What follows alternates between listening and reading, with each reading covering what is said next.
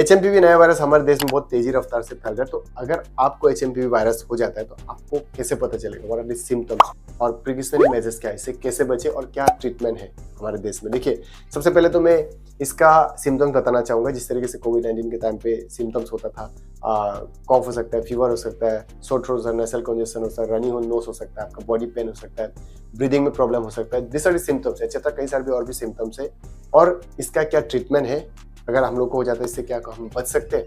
देखिए, एम्स के डायरेक्टर ऋषिकेश ने कहा है कि इसका कोई इलाज नहीं है। There is no vaccine, no antibiotics available to fight against this HMPV virus.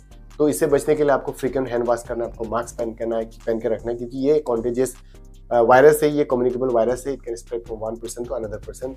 Social distancing maintain करना है और you have to keep your body dehydrated.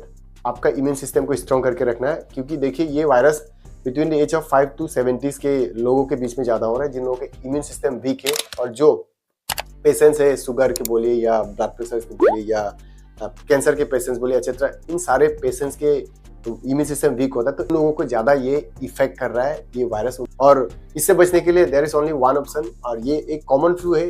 हम लोग को ये याद रखना चाहिए कि this is a common flu और there is no major risk involve in this HMPV virus. And हम लोग को इतना घबराने की जरूरत नहीं है। ये सीजनल वायरस है, ये ठंडे के टाइम पे ज्यादा होता है। हमारे देश में नहीं, ऐसे कई सारे देश में भी ये वायरस पाए गए हैं और सबसे ज्यादा केसेस चाइना में पाए गए हैं। तो in order to fight against this virus we just need to keep our body dehydrated, हमारे इम्यून सिस्टम को स्ट्रॉन्ग करके रखना, अच्छा खाना खाना है, गुड फूड, गुड स्लीप लेना है। तो ये सारे चीज हम लोग मेंटेन करेंगे तो हम लोग इजीली इस वायरस को डिफीट कर सकते हैं, हरा सकते हैं। ओके।